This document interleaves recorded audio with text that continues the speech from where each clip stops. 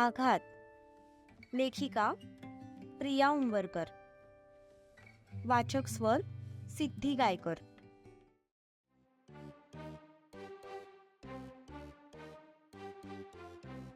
गाडी घरी पोहोचली. सत्यजितने घड्याळात पाहिलं तर रात्रीचा 1 वाजला होता. ए फवाऱ्या, बाजूला हो की, चिमटलो ना मी. बाई, हा शिवादा बघ मला मारतोय. मग तू का माझ्या अंगावर येतोस?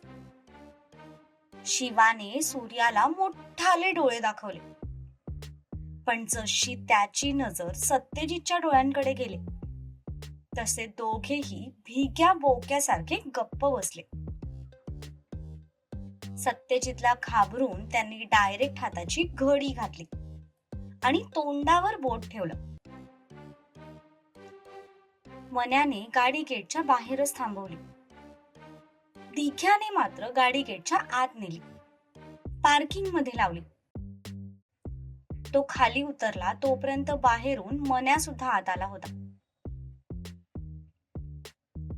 चला उतरा आता खाली.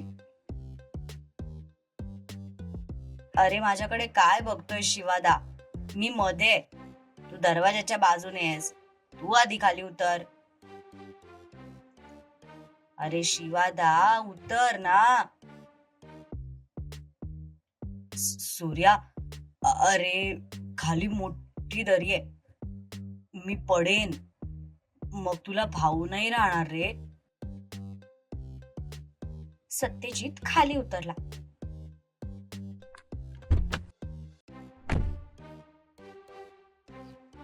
फिरून शिवाच्या बाजूने आला. तो डोळ्यांची उघडझाप करत खाली बघत होता. सपाट जमिनीला सुद्धा शिवा दरी समजत होता. सत्यजितने शिवाच्या बाजूचा दरवाजा उघडला आणि त्याच्या हाताला पकडलं. भाई, अरे हळूहळू, तू पण दरीत पडशील आणि मग आम्हाला पण भाई नाही राहणार. मग वहिनीचं काय होईल?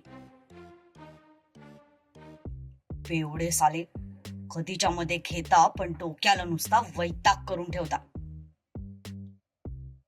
सत्यजितने शिवाच्या हाताला पकडून त्याला खाली ओढलं आणि शिवा दरीत पडलो असं समजून जोरात किंचाळला. तसं सत्यजितने पुढे होऊन त्याचं तोंड दाबलं. भाऊ, हे दोघे आज घरात तमाशा घालूनच राहणार बहुतेक. माई साहेबांनी जर ह्यांना असं बघितलं ना तर सगळ्यात आधी तुमची खरडपट्टी होईल. सत्यजितला पण याचंच टेन्शन आलं होतं. जर माईने हे सगळं पाहिलं तर आपलं काही खरं नाही हे त्याला माहित होतं. मन्या, तुम्ही दोघे या सूर्याला बाहेर काढा, याला मी बघतो. सत्यजितने एका हाताने शिवाचं तोंड दाबलं आणि दुसऱ्या हाताने त्याचा दंड पकडत त्याला तो पुढे घेऊन जाऊ लागला. पाठीमागून दिग्या आणि मन्याने पण सूर्याला गाडीतून बाहेर काढलं होतं.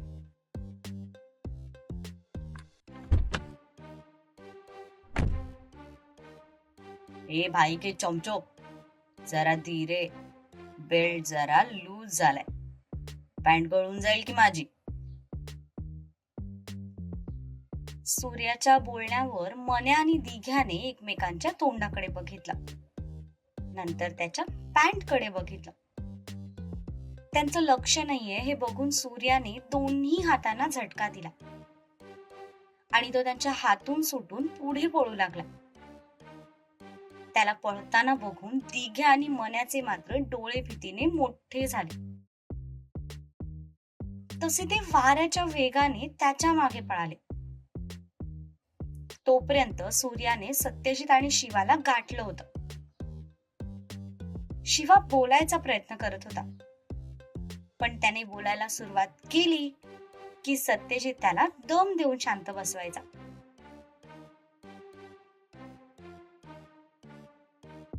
पकडलं, चला आता तुमच्यावर राज्य.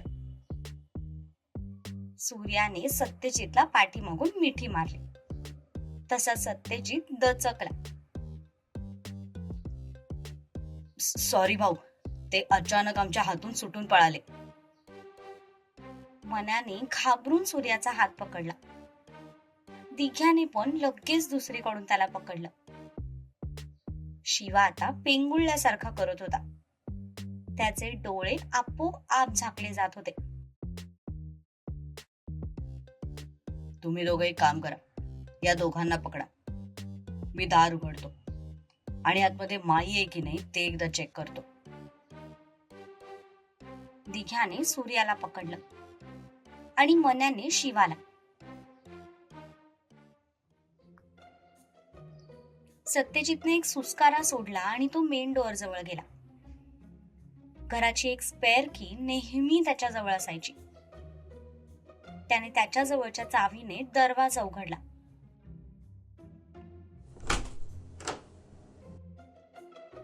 आणि आत गेला.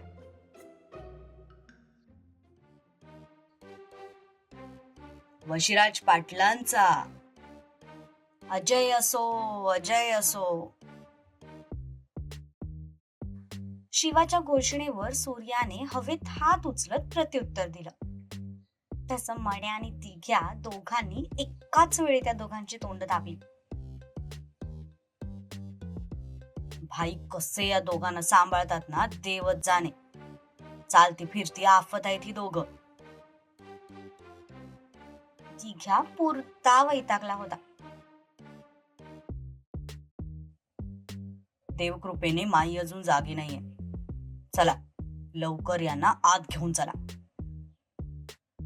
त्या दोघांनी शिवा आणि सूर्याला घरात आणलं. पायऱ्यांवरून त्यांना वरती नेताना तिघांना सगळे देव एकत्रितपणे आठवत होते. त्यांचं एकही पाऊल सरळ पडत नव्हतं. नाकमुडी वळणं घेत घेत ते दोघेही चालले होते. त्यात सूर्या तरी अंगाने थोडा कमी असल्यामुळे त्याला सावरता येत होतं. पण शिवासारख्या आडतांड माणसाला नशेत वर नेणं एखाद्या अग्निदिव्यापेक्षा कमी नव्हतं. त्यात मध्ये मध्ये तो चान्स मिळेल तेव्हा स्वतःच्याच नावाच्या घोषणा करायचा. तोंडाला येईल ते बरळत होता आणि त्याच्या प्रत्येक घोषणेवर सूर्या अजय असो, अजय असो असं म्हणायचा. त्या दोघांचा आवाज ऐकून सत्यजितने दोघांच्याही पाठीत बुक्के घातले. तेव्हा मात्र ते दोघे गप्प झाले. शेवटी कसे बसे ते तिघेही त्या दोघांना घेऊन वर आले. वर येईपर्यंत त्या तिघांचाही घाम निघाला होता. भाऊ, यांना यांच्या रूम मध्ये झोपवणं खूप रिस्की आहे. हे कधीही उठून खाली पळून जातील. एक काम करा, यांना माझ्या रूम मध्ये घेऊन चला. तसं त्या दोघांनी कसं बस शिवा आणि सूर्याला सत्याच्या रूम मध्ये आणलं.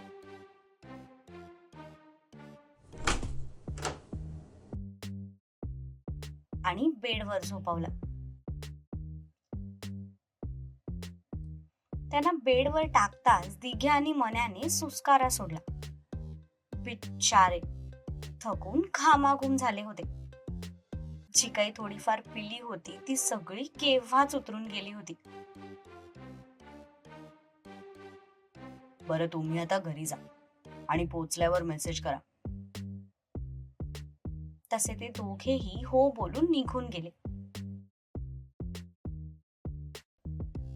ते जातात सत्यजितने जाऊन पहिला दरवाजा बंद केला.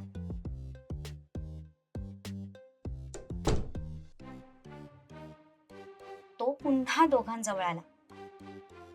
त्याने आधी स्वतःचे शूज काढले, मग जाऊन त्या दोघांचे शूज काढले. सूर्याने जॅकेट घातलं होतं. सत्यजितने ते जॅकेट काढलं. दोघे मात्र कधी या कुशीवरून तर कधी त्या कुशीवरून वळत तोंडातल्या तोंडात बडबडत होते. उद्या सकाळी बघतो तुमच्याकडे. सत्यजित फ्रेश व्हायला आत निघून गेला.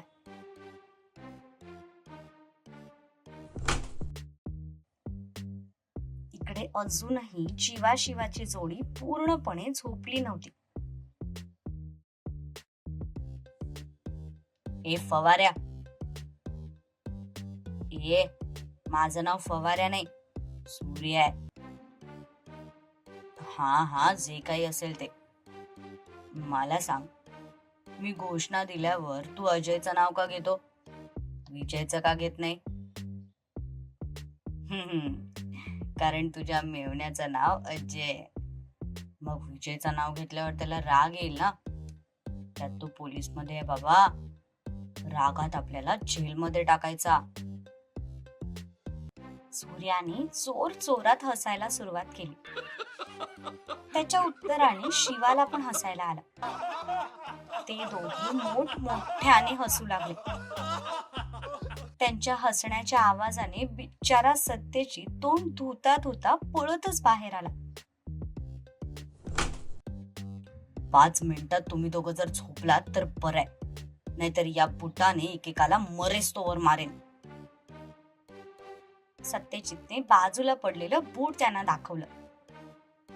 त्याचा तो रागीट अवतार बघून दोघेही चिडीचूप झाले. सूर्याने लगेच शिवाच्या अंगावर हात टाकला. शिवाने सूर्याच्या कमरेवर पाय टाकला. दोघेही एकमेकांना लहान मुलांसारखे बिलगून डोळे मिटून गप्प पडून राहिले.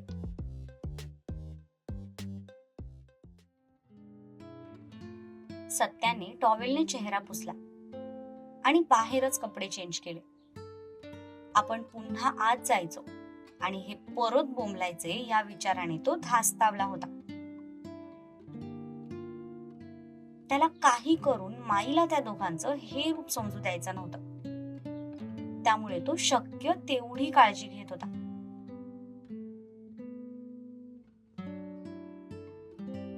दहा मिनिटांनंतर सत्यजित पुन्हा दोघांजवळ गेला. बेडवर दोन्ही गुडघे टेकून तो वाकून त्यांना बघू लागला. पण ते एकमेकांना बिलगून एकदम शांतपणे निपचित पडले होते. ते बघून त्याने सुटकेचा निश्वास सोडला. तो तसाच पुढे सरकला. त्याने दोघांना एकमेकांपासून वेगळं केलं. ते एकदम अनकम्फर्टेबल पोझिशन मध्ये झोपले होते. शिवाने सूर्याला पूर्ण आवळून घेतलं होतं.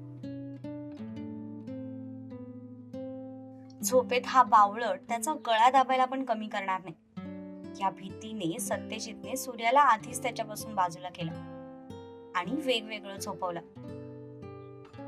दोघेही आता उत्ताने होऊन शांतपणे झोपले होते. सत्यजितने त्या दोघांच्या अंगावर ब्लँकेट टाकलं आणि रूमचे लाईट्स ऑफ केले.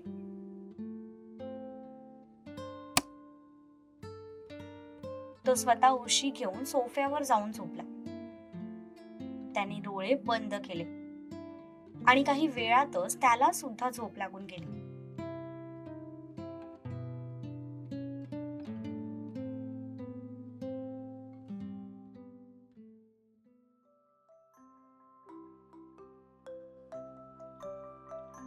दुसऱ्या दिवशी सकाळी शिवा आणि सूर्या गाढ झोपेत होते. तितक्यात काहीतरी वाजलं. तसे ते दोघेही मोठ्याने ओरडत उठून बसले. शिवा तर रागात ऑलमोस्ट शिवी देणारच होता, पण समोरच्या व्यक्तीला बघून त्याची दातखिळीच बसली. कारण समोर सत्यजित हातात कमरेचा बेल्ट घेऊन उभा होता आणि आता ते बघून शिवाच्या चेहऱ्यावर 12 वाजले. सूर्या तर ऑलमोस्ट पळायच्या तयारीत होता, पण भाईला बघताच त्याचे पाय जागेवर स्तब्ध झाले. नवीन घेतलाय बेल्ट, जरा ट्रायल करून बघत होतो. भाई, झोपलेल्या लेकरांवर असं मारत असतात का? लेकर? कोण आहे तिथे लेकर? आम्ही भाई, आणखी कोण? लेकर आणि तुम्ही जाऊन जरा आरशात स्वतःचं थोबाड तितक्यात त्यांच्या हे लक्षात आलं की ते दोघेही स्वतःच्या नाही तर सत्यजितच्या रूम मध्ये आहेत. आता मात्र त्यांचे चांगलेच दिवे लागले. शिवादा, आपण भाईच्या रूम मध्ये काय करतोय? सूर्या, रात्री एक मुलगी मला किस करणार होती आणि तेवढ्यात तू माझ्या अंगावर आलास आणि आपण खाली पडलो. हे शेवटचं आठवतंय मला. मधलं सगळं फ्लश झालंय. शिवा पण पुरता घाबरला होता कारण बेल्ट अजूनही सत्यजितच्या हातात होता. ते बघून दोघांची जाम तंतरली होती. भाई, अरे किती गोड आहेस तू. वहिनी नाही तर आम्हाला दोघांना जवळ घेऊन झोपलास. शिवादा, बघ भाईचं आपल्यावर किती प्रेम आहे. तो आपल्याला फक्त त्याची मुलं म्हणत नाही तर खरंच मानतो. नाहीतर कोण भाऊ इतक्या मोठ्या टोंगाड्या भावांना स्वतःच्या बेडवर झोपवेल? हो ना सूर्या. भाई, तू ना खरंच खूप चांगला आहेस. आणि सॉरी बरं का, आम्ही तुझ्या बेडवर झोपलो. सूर्या, मला वाटतं आता आपण आपापल्या रूम मध्ये जायला हवं. चल, उतर बरं खाली. सूर्या टुनकन उडी मारून बेडवरून खाली उतरला. तिकडून जागा मिळताच शिवा पण खाली उतरला. दोघेही ऑलमोस्ट पळून जाण्याच्या तयारीत होते. पण तितक्यात पुन्हा बेल्ट वाजला. तसे दोघेही जागेवर उभे राहिले. सत्यजितने सोफ्यावर बसल्या बसल्याच फरशीवर बेल्ट आपटला होता. ज्याच्या आवाजाने दोघांच्याही अंगावर सरकन काटा आला होता. त्यांना तिथून पळून जायचं होतं पण पायात त्राणच शिल्लक राहिला नव्हता. आणि आपण पळून जरी गेलो तरी भाई आपल्याला सोडणार नाही हे त्यांना माहित होतं. त्यामुळे दोघेही आहेत त्याच स्थितीत जागेवर उभे राहिले. त्यांची पाठ अजूनही सत्यजितकडे होती. काल रात्री जाताना सांगून गेलो होतो मी तुम्हाला, झेपेल तेवढीच प्यायची. घरी माई आहे तरी पण तुम्ही माझं ऐकलं नाही. सॉरी भाई. तुमच्या चुकीसाठी माझ्याकडे 3 शिक्षा आहेत. त्यातली कुठली निवडायची आहे ते आता तुम्ही ठरवा. पहिली शिक्षा, या बेल्टचे 10 फटके खायचे, तेही माझ्या हाताने. दुसरी शिक्षा, समोरच्या टेबलवर प्रत्येकी 2 ग्लास कारल्याचा ज्यूस ठेवलाय, ते दोन्ही ग्लास संपवायचे. आणि शेवटची शिक्षा, स्वतः माईला जाऊन सगळं सांगायचं आणि तिची माफी मागायची. तसा दोघांचाही घसा कोरडा पडला कारण यातली एकही शिक्षा त्यांच्यासाठी सोपी नव्हती. सत्यजितच्या बेल्टचे 10 फटके म्हणजे काही सोपं नव्हतं. त्यात कारलं ही दोघांची नावडती डिश आणि त्याचा ज्यूस प्यायचा, ते पण 2 ग्लास. या विचाराने त्यांना मळमळायला लागलं. आणि तिसरी शिक्षा, ती तर ते या जन्मात कधीही एक्सेप्ट करू शकत नव्हते कारण माईच्या नजरेत त्यांना पडायचं नव्हतं. दोघे पण कोणती शिक्षा घ्यायची याचा विचार करू लागले. तुमच्याकडे 5 सेकंद आहेत. या 5 सेकंदात काय करायचे ते ठरवा. आणि हो, या शिक्षेसोबत हे सुद्धा लक्षात घ्यायचं, जर इथून पुढे दिलेल्या फ्रीडमचा गैरवापर केला तर नेक्स्ट टाइमची शिक्षा यापेक्षा जास्त भयंकर असेल. दोघेही कोणती शिक्षा घ्यायची याचा विचार करत होते. तितक्यात माई आत आल्या.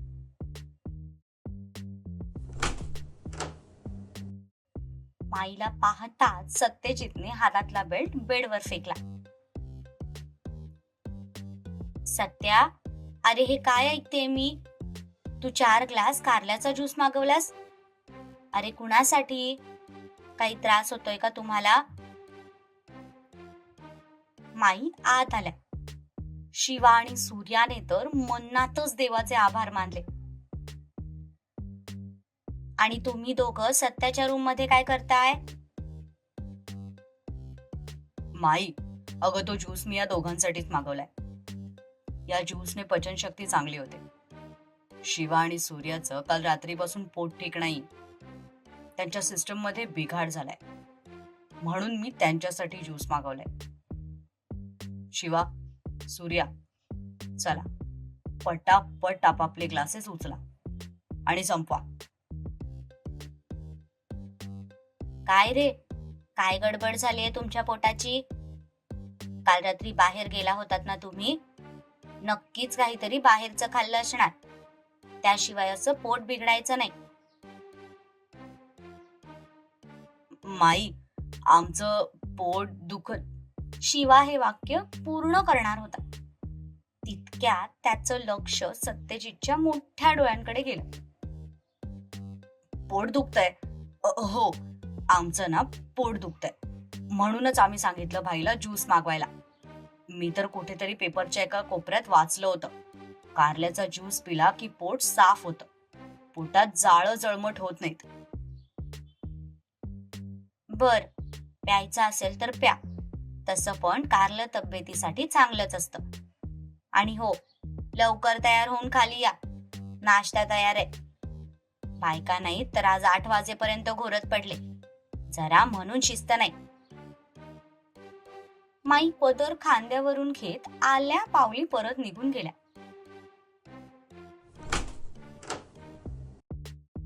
सूर्या बावळट, तुझं पोट म्हणजे काय अडगळीची खोली आहे काय? जाळं जळमट व्हायला. सॉरी शिवादा, भीतीने काय बोलत होतो ना माझं मलाच कळत नव्हतं. सूर्या, भाईच्या हातचे 10 फटके खाल्ले ना तर 1 महिना तरी अंगावरचे वण जाणार नाहीत. बायकांसमोर उगीच इज्जत जाईल. शेवटच्या शिक्षेचा तर विचारही करू नकोस. माई आपल्याला उलटा करून मिरचीची धुरी देईल. त्यापेक्षा कारल्याचा ज्यूस पिलेला परवडेल रे. सत्या काही बोलायच्या आधीच ते दोघं टेबल जवळ गेले. त्यांनी दोन्ही हातात ग्लास उचलले. बिचाऱ्यांचं तोंड खरंच पाहण्यासारखं झालं होतं, पण आता त्यांच्या समोर काही पर्यायही नव्हता. त्यांनी डोळे झाकले आणि मनातच प्रार्थना करत ग्लास तोंडाला लावला. नाक दाबून आणि डोळे बंद करून कसे बसे त्यांनी ते ग्लास संपवले आणि संपलेले ग्लास तिथेच टेबलवर ठेवत डायरेक्ट बाहेर धूम ठोकली. त्यांच्या पळण्याचा स्पीड बघून ते नक्कीच आपापल्या रूम मध्ये जाऊन पिलेलं सगळं बाहेर काढणार हे सत्याने ओळखलं होतं. पण त्याशिवाय त्यांची काल रात्रीची उतरणार नाही हे सुद्धा त्याला माहित होतं. त्यांनी मनातच पुन्हा दोघांना शिव्या घातल्या आणि बेडवर पडलेला तो बेल्ट उचलून कमरेत घालायला सुरुवात केली.